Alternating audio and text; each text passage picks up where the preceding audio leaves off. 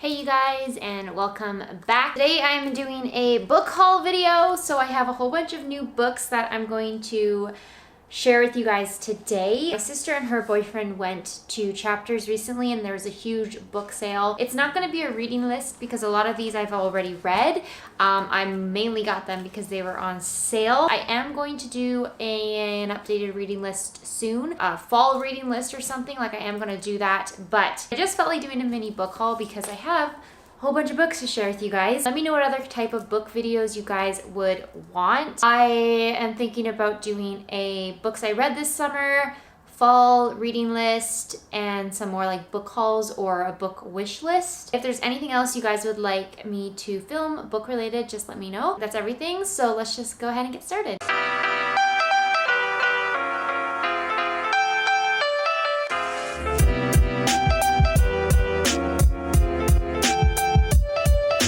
I need to create a playlist on my channel for like just my books. Right now I just throw it in my miscellaneous playlist category, but I think I've done enough book videos now that it should have its own like playlist. I'm also drinking coffee right now. Coffee and books and tea, all of that goes really well together. Okay, so the first book on my pile is 1984. I have already read this book and I really like it. I think this is one of those books that you need to read, like everyone needs to read at least once in their lifetime. It really makes you think, and I also think it's not that unrealistic either. Like I think a lot of it is actually quite realistic, like everything that happens in this book. I feel like that's something that could end up happening at some point. So I picked up George Orwell's 1984. I wish they would make like an updated movie on this.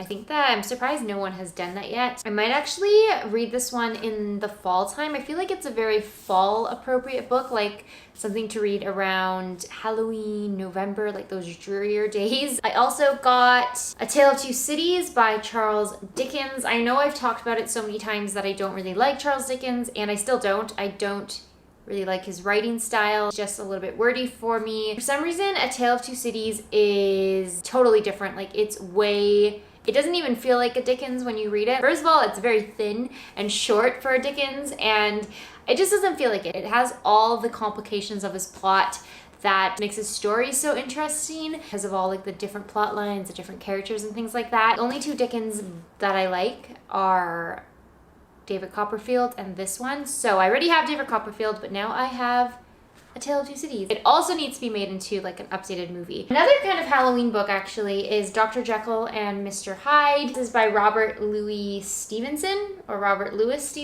This is definitely like a Halloween book. I should do a Halloween book list or something for you guys this year. I love Halloween, and I feel like Halloween is ruined this year because of everything happening, and we're not going to be having costume parties, and we're not gonna do group costumes, and it's just gonna be really sad. But if you guys want like a Halloween book list, I have a whole bunch. Like Rebecca, I think, is a really good Halloween book. There's Frankenstein and Dracula, and there's just a whole bunch.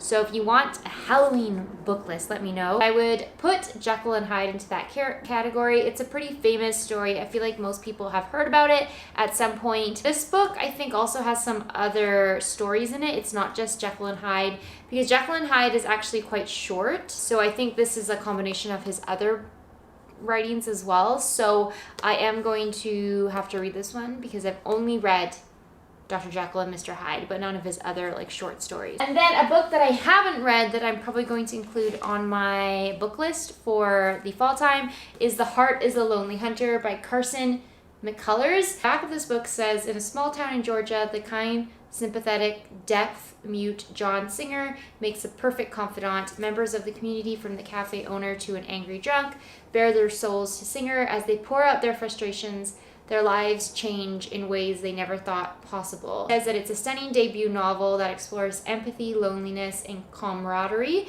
in a story that underlines our innate need for connection and the constant search for love. I didn't just get this one actually because it was on sale. I also got it because the title of this was also the title of one of the episodes in Once. If you guys watched the ABC Once with like Jennifer Morrison, I watched up to season 4, then I stopped, but I know The Heart is a Lonely Hunter was an episode title, and that's why it struck me, and that's why I picked it up. Honestly, it's not a good reason. But anyway, let me know if you guys used to watch Once or if you still do. I loved Colin O'Donoghue, like Captain Hook. I was actually obsessed with Colin O'Donoghue. I remember when I had Tumblr back in the day, I used to always post pictures of Captain Hook like everywhere on my Tumblr page. This is like super embarrassing. Anyway, I am looking forward to reading this one. You'll probably see it in my next book list, reading list video. Then this one is a Hemingway. It's The Sun Also Rises. I have read this one before. It's another really good book. I actually haven't read a lot of Hemingway. I've read this one and I've read, well, I tried to read For Whom the Bells Toll, but I was so bored. It was like the one book I couldn't finish. I had to stop reading it because I was just so bored for that entire book. I don't know why that one was so boring, but this one was okay. I've only read it once, so I feel like I need to kind of digest it a bit more, read it a couple more times, and then see if I really like it. But yeah, let me know if you like Hemingway, if you have any Hemingway suggestions for me. If you could get through For Whom the Bells Toll, please tell me, because I feel very discouraged now that I think about how I didn't finish that book. We're getting down to the bottom. This is by F. Scott Fitzgerald. I always want to call him Scott F. Fitzgerald. I don't know why. This is The Beautiful and the Damned. I haven't read this one, so this is also gonna be on my book list video when you guys see that. And this is what the back of this one says. Anthony and Gloria Patch are a rich and passionate couple who drink and dance away their days in glorious decadence. Gloria is a beautiful and vibrant socialite, while Anthony, a Harvard-educated man who yearns for the finer things of life, is the heir to a great fortune. But as the money starts to run out, the marriage begins to crumble. It was published in 1922 during the Jazz Age in New York, which is pretty normal because this is a Fitzgerald's haunting exploration of the loss of innocence and, above all, a remarkable literary achievement. I'm really looking forward to reading this. I love The Great Gatsby. That's one of my all-time favorite books. It's one of those books I've probably read like 5-6 times and I love it every time. It's kind of like up there with Catcher in the Rye.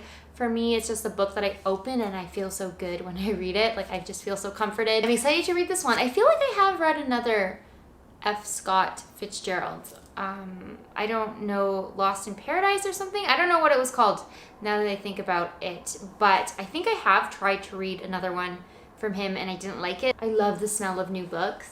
They smell so good. And I also love books that are super bendy because I really bend my books when I read them. So I need to have like ones that are so bendy that they don't break the spine. Getting down to the bottom 2 books. This is Villette, which you guys already know. I've talked about it a lot on my channel. It's by Charlotte Bronte. I just read it this summer. And honestly, when I read it, I did not like it. It took me a long time to get into this book. Like the first 3/4 maybe of the book, I just found it boring, honestly, and depressing a little bit. I just did not like the main character, and she didn't really grow on me until like pretty much the last quarter. It kind of reminded me of Fanny Price from Mansfield Park by Jane Austen. It was that kind of character that always like thought bad about herself and always put herself down, but at the same time they're kind of like strong characters. I don't know, like I find them a little bit hard to read when the heroine is like that.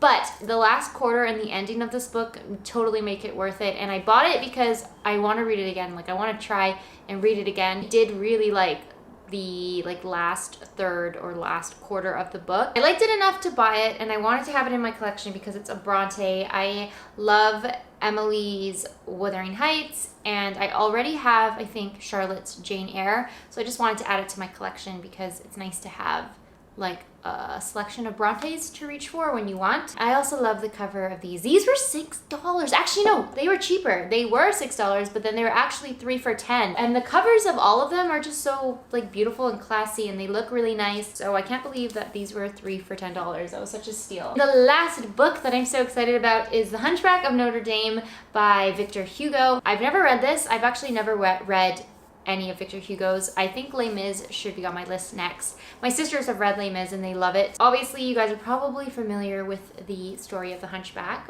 but 3 men fall in love with the beautiful street dancer Esmeralda, the handsome Captain Phoebus, who I love in the Disney movie. He's one of my favorite Disney characters, I think, of all time. Out of all of the Disney movies out there, I think Phoebus is my favorite character, and I know that they changed it and he's not actually like the Disney character in the real story, so I'm sure I'm going to be disappointed. The Hunchback of Notre Dame is such a good movie. Like, now that I'm thinking about it and remembering it, Disney really nailed it with that one. Like, it's so good. I love it. The songs, everything. Quasimodo, Phoebus, Esmeralda, it's all good. Even Frollo, he's a pretty good character. Like, he's a horrible person, but like, that's pretty deep, like, villain for Disney. Three men fall in love with the beautiful street dancer Esmeralda, the handsome Captain Phoebus, the wicked Archdeacon Frollo, and the hunchback bell ringer Quasimodo, as the romantic rivals compete for their beloved's affection against the backdrop of the famous cathedral. A tale of villainous plots, dark passions, and heartfelt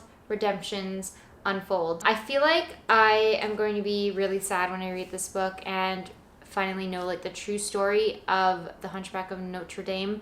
I'm sure it's going to be a really, really sad book. Sure, I'm going to like it. I just think it's going to be very sad. I'm sure Phoebus is a lot worse in this book. But that is everything. Those are all of the books that I have picked up. I hope you guys enjoyed this video. Let me know what future book videos you'd like to see on my channel. What are you guys going to be reading this fall? You guys have left some really good book recommendations in my recent videos. One of you recommended Little Fires Everywhere. Actually, I think a few of you did, and I really want to read that one.